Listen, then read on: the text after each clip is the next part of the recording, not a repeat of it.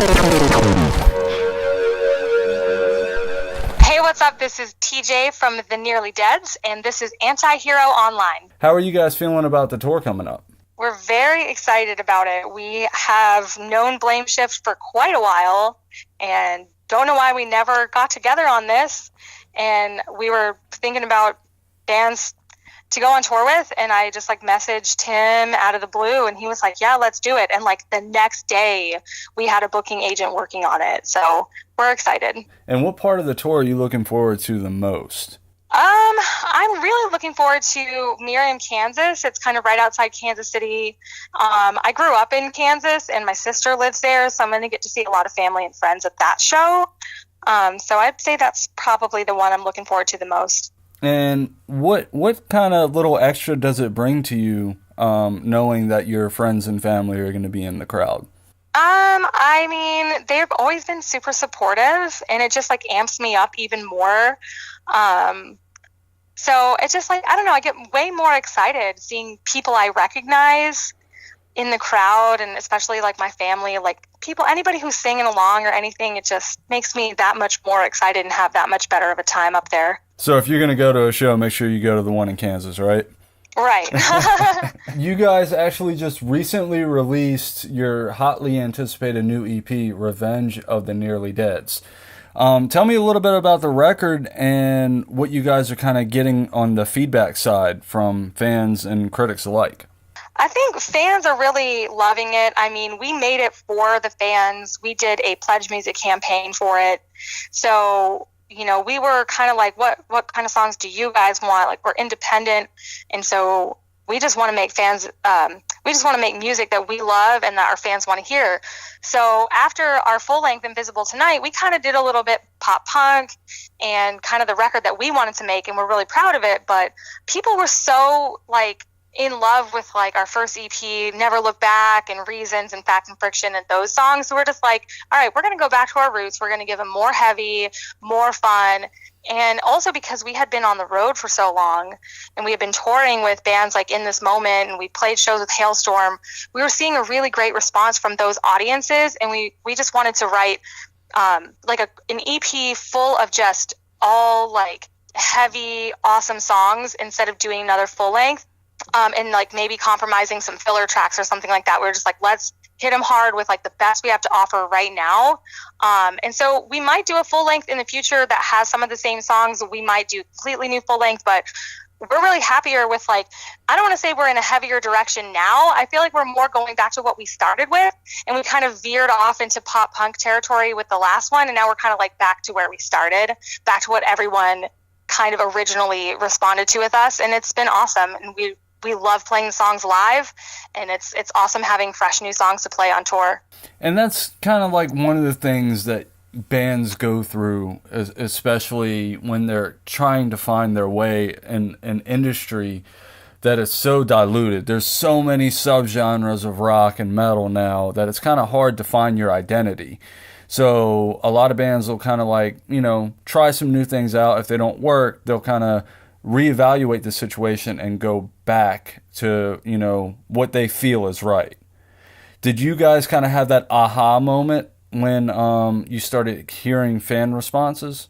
Yeah, I mean, we definitely could see just from the online numbers and the support and just the feedback from fans, our biggest songs are still Never Look Back and Fact and Friction. We play live shows. What do you guys want to hear? They're you got to play Brave, or you got to play this or that.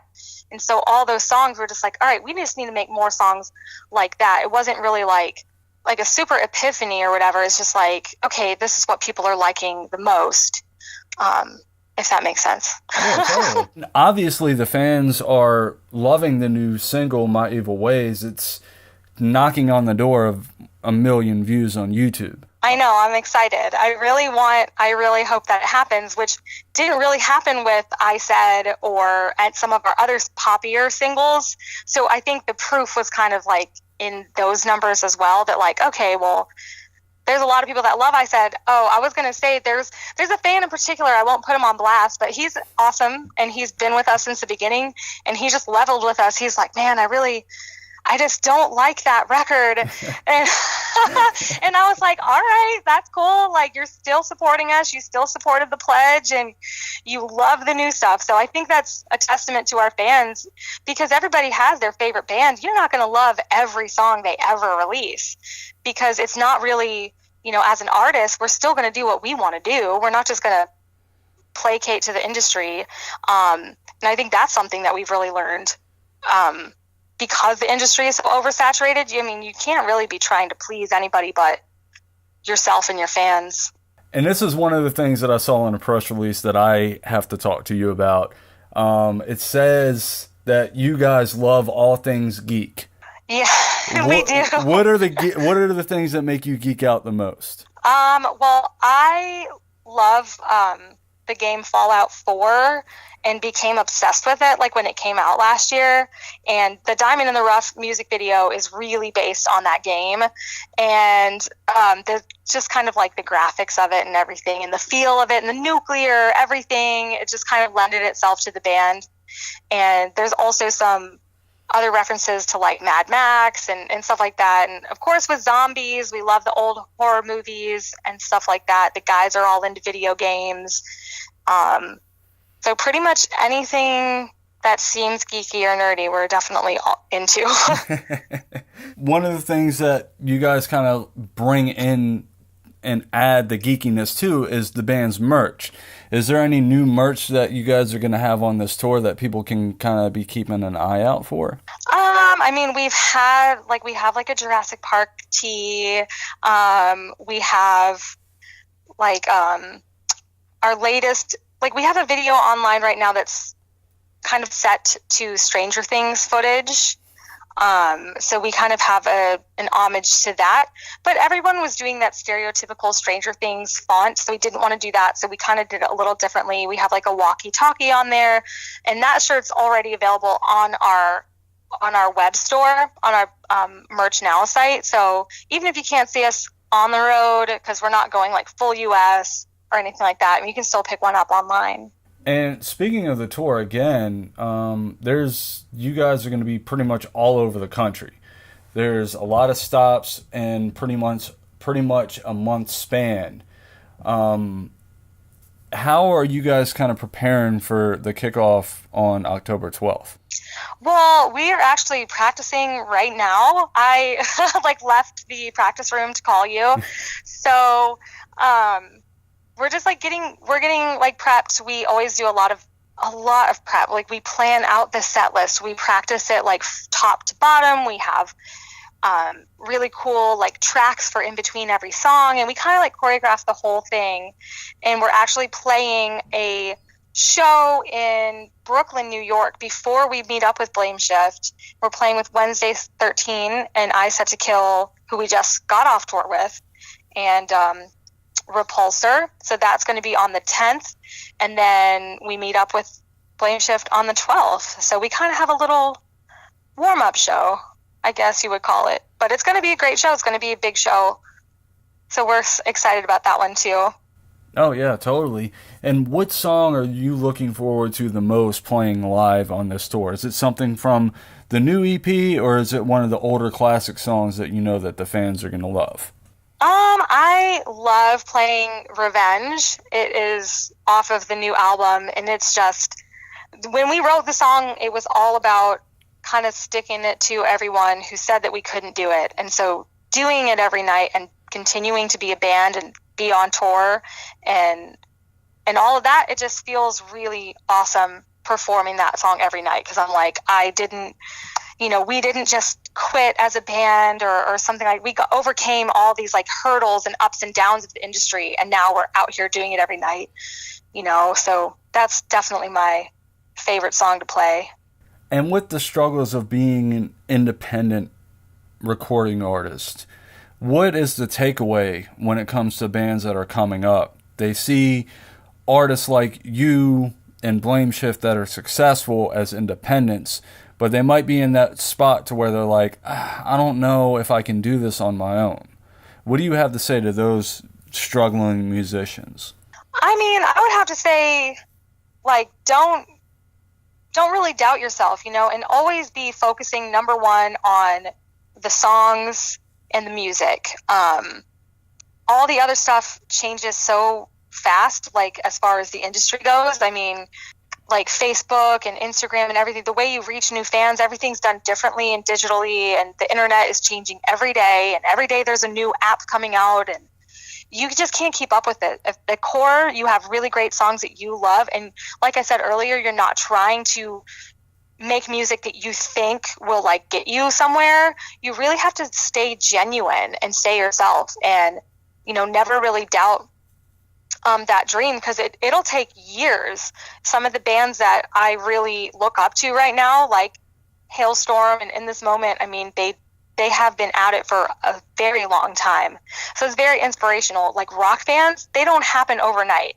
Nothing really happens overnight. So just stick with it, and it's all about the last band standing. Last question. You brought up In This Moment. You guys have actually toured with In This Moment before.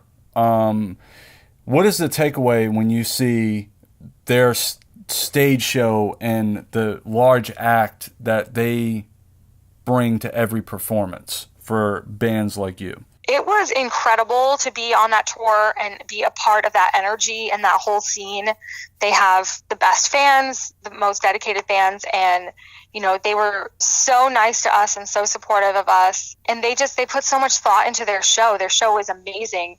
And the show that they're doing now it's cool that they change up the theme and the look with every album now, and the set pieces are kind of different, and the whole flow is different. I don't know, it's just inspirational. There's not really another word. They're very positive people, very uplifting. They treated us with so much respect, and really liked what we were doing as well. So hopefully we'll be at a point where we're on bigger stages and have like a show, and like I don't know if we'll have the backup dancers, maybe, though. That would be kind of cool to have some zombie dancers in the background. Like, I would love to be, at least getting to that stage where we're the people selling out the shows as the headliner every night. I would be fine with that. Have your own little Nearly Dead Walking Dead show. I think that would be awesome. Like, if people came dressed as zombies, like, that's like my dream. Yeah, they have their whole Become the Show thing, which is awesome. So I don't want to like infringe on that, but if you want to show up to our shows in full on zombie makeup, like, more power to you. We love it. Yeah, I mean, you guys do have a show on Halloween in Little Rock, Arkansas. Yes. So yes, you never know what might happen. We've been playing Halloween shows for the past couple of years. We're like always on tour for Halloween somehow, which is nice because at least we always have plans.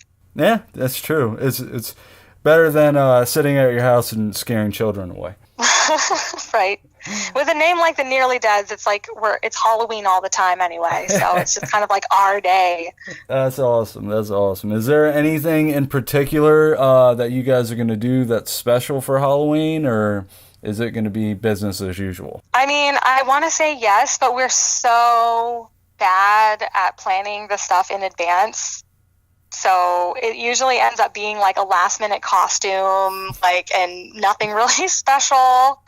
I mean, we dressed up last year, but it was all like costumes we threw together at the last minute. Like, we'll definitely dress up. We're actually doing on the whole tour a trick or treat meet and greet with Blame Shift. Oh, wow. So every night, if you buy a VIP ticket, you're getting, some trick or treat, like, I don't want to give it away, but there will definitely be trick or treating during the VIPs. So there'll be some special fun Halloween-y type corny little things going on for that. That sounds awesome. That really does. I love it. I wish you guys were stopping in North Carolina so I could see this, but maybe next time. Maybe next time.